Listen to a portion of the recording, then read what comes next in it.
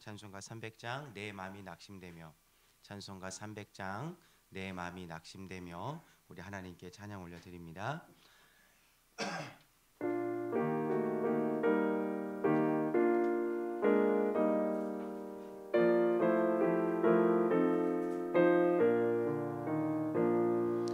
내 마음이 낙심되며 근심에 눌릴 때 주께서 내게 오사 위로해 주시네. 가는 길 캄캄하고 괴로움 많으나 주께서 함께하며 내 짐을 지키네. 그네가 내게 족하네. 그네가 족하네. 이 괴로운 세상 지날 때 그네가 족하네. 희망이 사라지고 친구 날 버릴 때 주 내게 속삭이며 새 희망 주시네. 싸움이 맹렬하여 두려워 떨 때에 승리의 왕이 되신 주 음성 들리네. 그네가 내게 족하네. 그네가 족하네.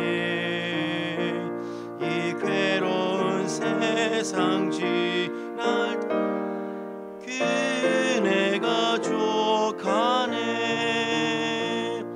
번민이 가득 차고 눈물이 흐를 때 주 나의 곁에 오사 위로해 주시네. 환난이 닥쳐와도 어려움 당할 때 주님의 능력이 원수를 이기네. 그네가 내게 족하네. 그네가 족하네. 이 괴로운 세상 지날 때 그네가 족하네. 아멘. 오늘 우리에게 주시는 하나님의 말씀은 사무엘상 28장 15절에서 25절까지의 말씀입니다. 오늘 우리에게 주시는 하나님의 말씀은 사무엘상 28장 15절에서 25절까지의 말씀입니다. 저와 여러분이 한 절씩 교독으로 읽고 마지막 25절은 함께 읽도록 하겠습니다. 사무엘이 사울에게 이르되 내가 어찌하여 나를 불러 올려서 나를 성가시게 하느냐 하니 사울이 대답하되 나는 심히 다급하니이다. 블레셋 사람들은 나를 향하여 군대를 일으켰고 하나님은 나를 떠나서 다시는 선지자로도 꿈으로도 내게 대답하지 아니하시기로 내가 행할 일을 알아보려고 당신을 불러 올렸나이다 하더라. 사무엘이 이르되 여호와께서 너를 떠나 내 대적이 되셨거늘 내가 어찌하여 내게 묻느냐. 여호와께서 나를 통하여 말씀하신 대로 내게 행하사 나라를 내 손에서 떼어 내 이웃 다윗에게 주셨느니라. 내가 여호와의 목소리를 순종하지 아니하고 그의 진노를 아말렉에게 쏟지 아니하였으므로 여호와께서 오늘 이 일을 내게 행하셨고 여호와께서 이스라엘을 너와 함께 블레셋 사람들의 손에 넘기시리니 내일 너와 내 아들들이 나와 함께 있으리라. 여호와께서 또 이스라엘 군대를 블레셋 사람들의 손에 넘기시리라 하는지라. 사울이 갑자기 땅에 완전히 엎드러지니 이는 사무엘의 말로 말미암아 심히 두려워하며 또 그의 기력이 다하였으니 이는 그가 하루 밤낮을 음식을 먹지 못하였음이니라. 그 여인이 사울에게 이르러 그가 심히 고통당함을 보고 그에게 이르되 여종이 왕의 말씀을 듣고 내 생명을 아끼지 아니하고 왕이 내게 이르신 말씀을 순종하였사오니 그런즉 정하건대 이제 당신도 여종의 말을 들으사 내가 왕 앞에 한 조각 떡을 드리게 하시고 왕은 잡수시고 길 가실 때 기력을 얻으소서 하니 사울이 거절하여 이르되 내가 먹지 아니하겠노라 하니라. 그의 신하들과 여인이 강권하매 그들의 말을 듣고 땅에서 일어나 침상에 앉으니라.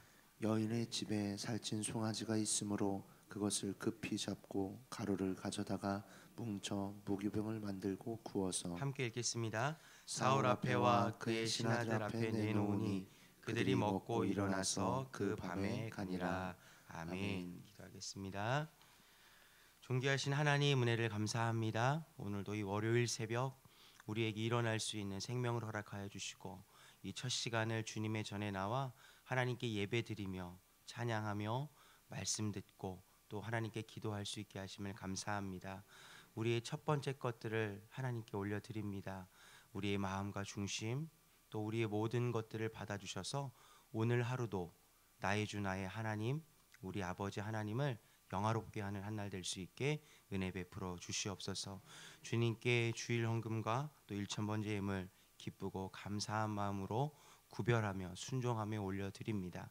이 모든 것들을 받으셔서 아버지의 뜻이 하늘에서와 같이 우리 모두의 삶 가운데 구체적이고 민감하게 이루어질 수 있게 역사하여 주시옵소서.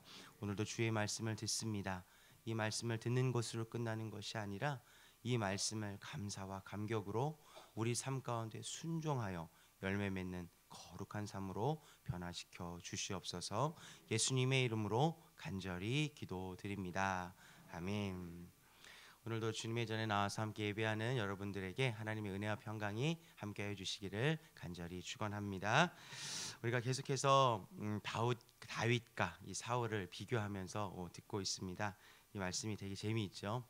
한 사람의 이야기 또 한 나라의 역사 그리고 어떻게 반응해야지 또 하나님의 마음을 기쁘시게 하고 순종함을 살 수 있을지에 대해서 구체적으로 우리가 적용하는 이 사무엘상 말씀이 되었으면 좋겠습니다. 우리가 인생의 위기를 자주 만납니다. 오늘도 위기가 있을 것이고요.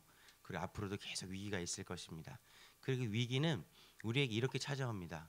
급한 일로 찾아옵니다. 우리가 이 급한 일을 통해서 우리 인생의 위기가 찾아왔을 때 우리가 선택해야 될 것은 단 한 가지입니다.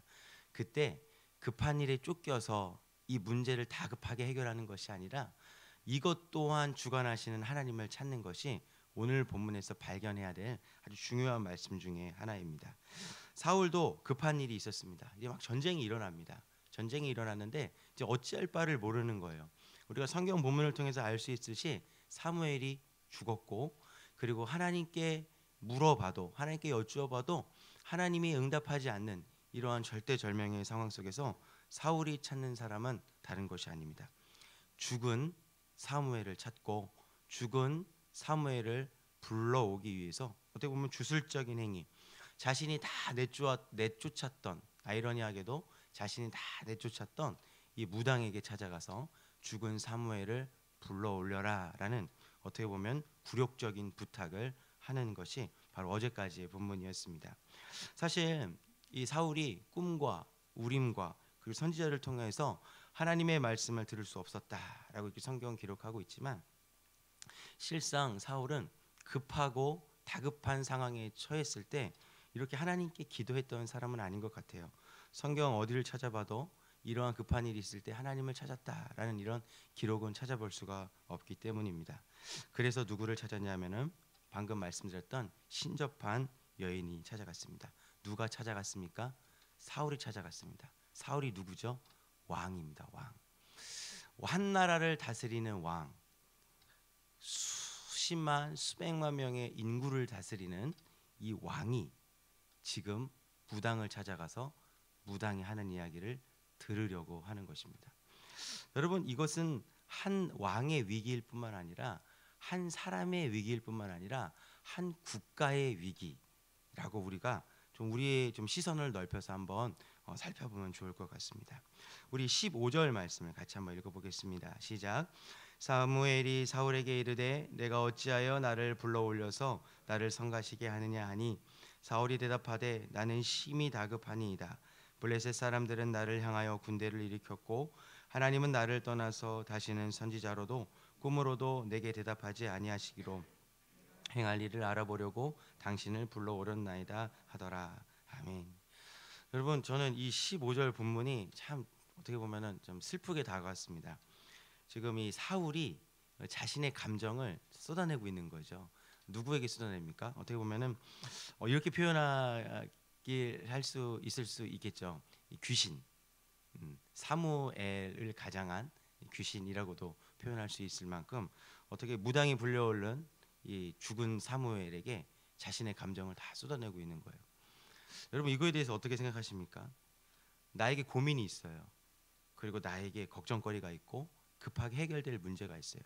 근데 이거를 지금 죽은 사무엘, 귀신이라고 부르는 그 존재에게 지금 다 쏟아내고 있는 겁니다.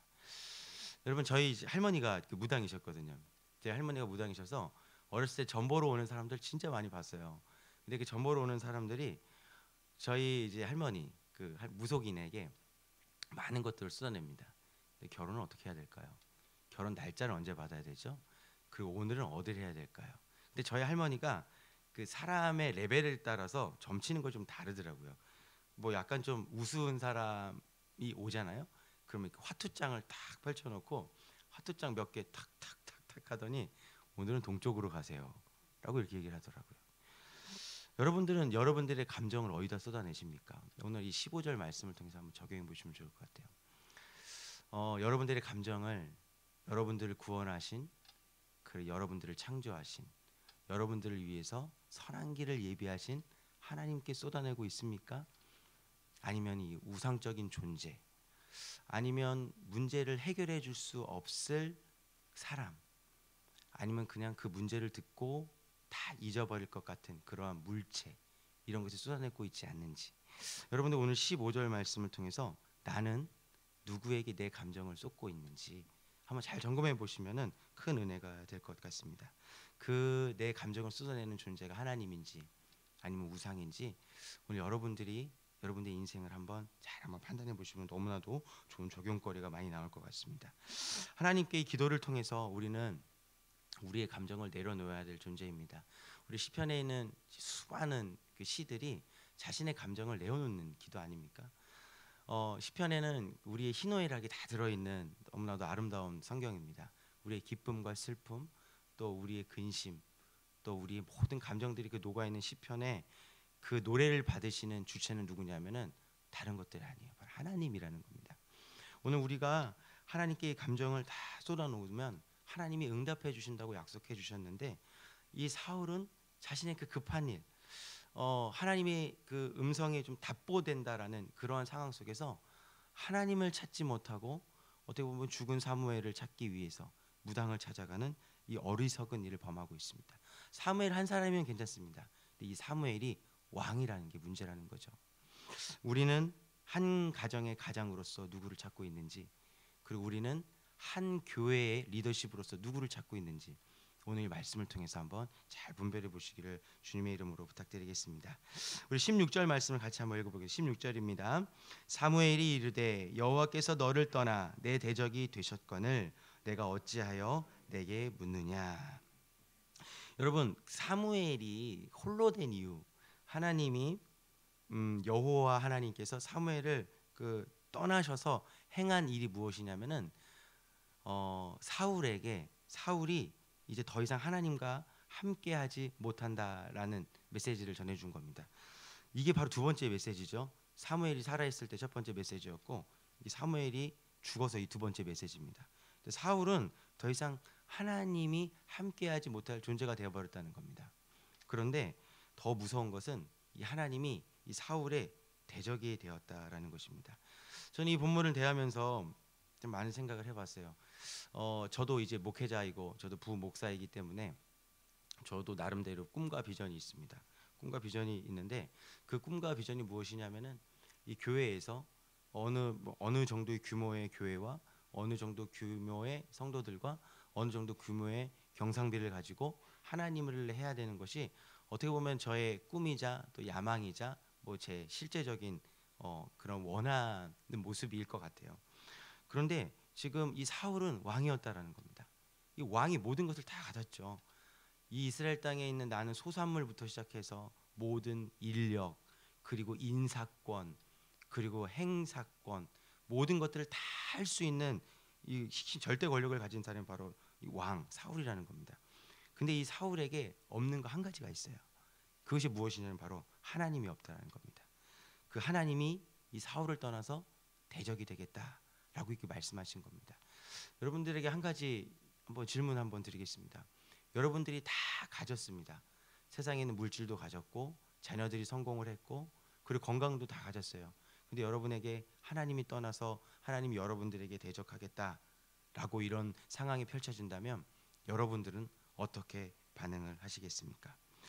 우리는 이번 급한 일만 처리를 하면은 하나님을 다시 한번 찾아볼게요. 그리고 이번 시험 또 이번에 잃어버린 건강 또 이번에 생겨난 바쁜 일만 좀 해결하고 하나님과 더 가까이 지낼게요 라고 이렇게 이야기를 합니다. 그런데 하나님이 원하시는 것은 이겁니다. 바쁘더라도 하나님과 함께하는 걸 원하시는 거예요. 그리고 힘들더라도 하나님과 함께 하시는 것을 원한 거예요. 우리 그 요셉이 감옥에서 힘든 상황 속에서 하나님과 함께 할 수 있었던 이유는 힘들더라도 감옥에 있더라도 하나님과 함께 하겠다라는 그런 믿음이 있었기 때문입니다.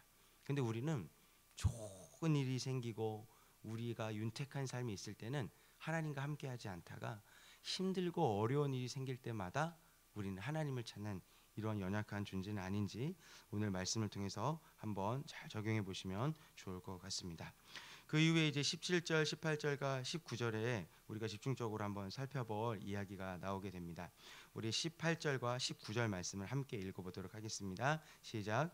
내가 여호와의 목소리를 순종하지 아니하고 그의 진노를 아말렉에게 쏟지 아니하였으므로 여호와께서 오늘 이 일을 내게 행하셨고 여호와께서 이스라엘을 너와 함께 블레셋 사람들의 손에 넘기시리니 내일 너와 내 아들들이 나와 함께 있으리라.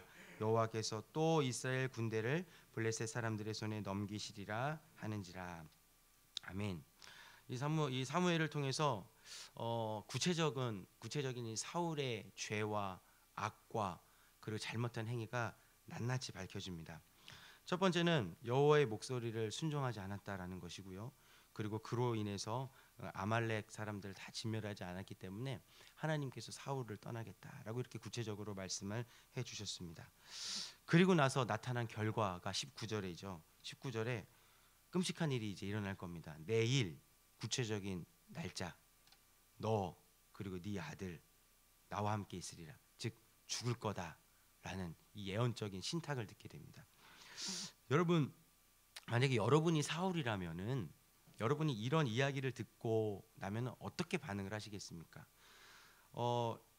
다윗은 사무엘하 12장 13절에 자신의 죄에 대해서 나단 선지자로부터 듣게 되었을 때 다윗이 한 것은 즉각적인 회개예요.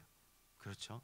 침상이 다 젖을 정도로 하나님께 눈물을 흘리면서 하나님 잘못했습니다 라는 자신의 감정과 자신의 잘못된 것들을 다 뉘우치는 모습을 보였는데 성경 어디를 찾아봐도 다윗과 같은 예언적인 신탁을 들은 이 사울은 회개의 모습은 전혀 나오지 않습니다. 우리가 20절부터 25절까지 이 말씀을 쭉 한번 살펴볼 텐데 우리 20절에는 그냥 두려워만 했다라는 이야기가 기록되어 있고 그리고 오늘 묵상한 마지막 25절에는 그냥 먹고 일어나서 밤에 가버렸다라는 이야기가 등장하는 성경 구절을 오늘 지금 묵상하고 있는 것입니다. 사울이 하나님께 저지른 이 잘못에 대해서 알게 되었습니다. 그리고 심지어 두 번째 이 소리를 듣게 되었습니다. 그리고 앞으로 일어날 이 불행을 이 예언적인 신탁을 통해서 듣게 되었습니다. 사울에게 나타나야 될 구체적인 모습은 다른 것이 아니라 회개의 모습이 나타나야 되는데 회개하는 모습이 전혀 나타나지 않는 것이 바로 사울의 모습일 뿐만 아니라 우리의 모습일 수 있다라는 겁니다. 이 불순종의 결과가 징벌입니다. 이 불순종의 결과가 징벌이고 죽게 되었다라는 것을 하나님께서 죽은 사무엘을 통해서 말씀해 주지 않을 수 있었어요. 근데 저는 이 본문을 통해서 야, 그래도 하나님께서 이 사울을 그럼에도 불구하고 사랑하시는 분이시는구나 라는 것들을 깨닫게 되었습니다. 한 번 사무엘이 살아있을 때 잘못에 대해서 지적을 했고, 이 잘못된 지적을 듣지 못한 이 사울에게 또다시 죽은 사무엘을 불러 일으키는, 어떻게 보면 우연적인 일을 통하여서 하나님이 다시 한번 잘못을 지적하고 있음에도 불구하고, 그리고 다시 돌아오면은 용서하고 기회를 주시겠다라고 무언적으로 말씀해 주고 계시지만, 이 사울은 이미 마음이 굳어져 버렸기 때문에 하나님께 회개할 마음이 전혀 없는 것입니다. 여러분, 우리의 삶과 이 사울의 삶이 너무나도 똑같지 않습니까? 계속해서 하나님이 우리에게 기회를 주시고 계속해서 우리에게 은혜를 베풀고 계시는데, 여전히 우리의 마음은 굳어져서 그 하나님을 찾지 못할 때가 너무나도 많이 있어요. 여러분, 아버지의 마음은 동일합니다. 여러분, 제가 저희 자녀들에게 약속한 것이 있어요. 그게 뭐냐면은, 너희들이 초등학교에 들어가면은 절대 매를 들지 않겠다라는 것들을 약속했어요. 근데 저희 둘째가 초등학교 가더니 아빠가 매를 때리지 않겠다라는 그 약속을 이용을 해서 잘못을 저지른 이후에 울며 불며 회개를 하지만 저에게 한 가지 얘기하는 것이 있습니다. 제가 몽둥이를 들고 때리려고 하잖아요. 그럼 아빠에게 이렇게 해요. 아빠, 저희 약속했잖아요. 초등학교 가면 안 때리기로 약속했잖아요. 그럼 제가 그 약속을 기억을 하고 제가 때리지 않습니다. 이게 바로 약속의 위력이에요. 그리고 아버지가 한 약속의 위력입니다. 우리가 모시고 있는 하나님을 우리는 아버지로 모시고 있죠. 이 아버지께서 뭐라고 말씀하셨습니까? 이름을 부르고 나와서 잘못을 회개하면 그 모든 죄악을 용서해 주실 거라고 약속해 주셨습니다. 사울도 이 사실을 알고 있었을 거예요. 근데 사울은 그것들을 다 잊어버렸습니다. 하나님이 아버지라는 사실을 잃어버리고 살아온 삶의 결과라는 것이죠. 여러분, 오늘 하루 이 하나님을 한번 묵상해 보셨으면 좋겠습니다. 사실 우리가 나이가 좀 들어가면 갈수록 아버지에게, 우리의 부모님에게 잘못했어요라고 이야기하지 못할 때가 너무나도 많이 있어요. 저도 40이 넘어가니까 저희 엄마 아빠를 가르치려고 들지, 제가 엄마 아빠 죄송해요라고 얘기한 적이 정말 없는 것 같아요. 그런데 제가 어렸을 때는 엄마 아빠한테 엄마 아빠 잘못했어요, 죄송해요라는 소리를 엄청 많이 했더라고요. 우리가 하나님께 죄송합니다, 잘못했습니다라고 얘기하지 못하는 이유는 이미 우리의 신앙의 연수가 높아졌고 하나님을 아버지로 여기는 그러한 신앙이 희미해져 가고 있기 때문은 아닌지 오늘 이 말씀을 통해서 한번 적용해 보시면 좋을 것 같습니다. 이제 말씀을 좀 맺도록 하겠습니다. 여러분들, 사울과 같이 인생에 급한 문제가 생기셨습니까? 그리고 어려운 문제가 이제 봉착하셨습니까? 첫 번째, 자신의 삶을 좀 돌아보시고 하나님과는 어떠한 관계를 갖고 있는지, 하나님의 아버지가 되시는지, 그냥 나에게 필요를 채워주시는 그러한 주술적인 분으로 내 삶 가운데 역임을 받고 있는 아닌지 한번 적용해 보시면 좋을 것 같습니다. 두 번째는, 하나님이 없는 왕과 같은 성공적인 삶을 살고 있지는 않은지. 여러분들, 왕과 같은 성공적인 삶 다들 살고 계시죠? 하나님 없어도, 하나님 안 찾아도 오늘 하루 잘 버틸 수 있다라는 생각 갖고 계시지 않습니까? 바로 이것이 하나님 없는 왕과 같은 삶이라는 겁니다. 여러분, 이러한 삶이 위기라는 겁니다. 위기. 내가 하나님 없어도 잘 살고 있다라는 생각이 들 때, 여러분 오늘 이 본문을 기억해 주십시오. 하나님이 나의 대적이 되고 있지는 않으신지, 나의 대적이 될 준비를 하고 있지는 않으신지 이 본문을 통해서 한번 적용해 보시면 좋을 것 같습니다. 그리고 마지막입니다. 하나님께 범죄하는 것이 드러나게 되었습니까? 누군가를 통해서 지적을 받거나 누군가를 통해서 책망을 받게 되거나, 말씀을 통해서 성경 설교 말씀을 통해서, 아니면 구역 모임에서 나눔을 통해서 그러한 지적을 받게 됐을 때, 우리가 하나님을 찾고 또 하나님께 나아서 회개한다면 하나님이 여러분들을 다시 한번 다스려 주시고 통치해 주실 우리 아버지가 되어 주실 것입니다. 이 말씀을 기억하는 오늘 하루가 되어 주시기를 주님의 이름으로 권면드립니다.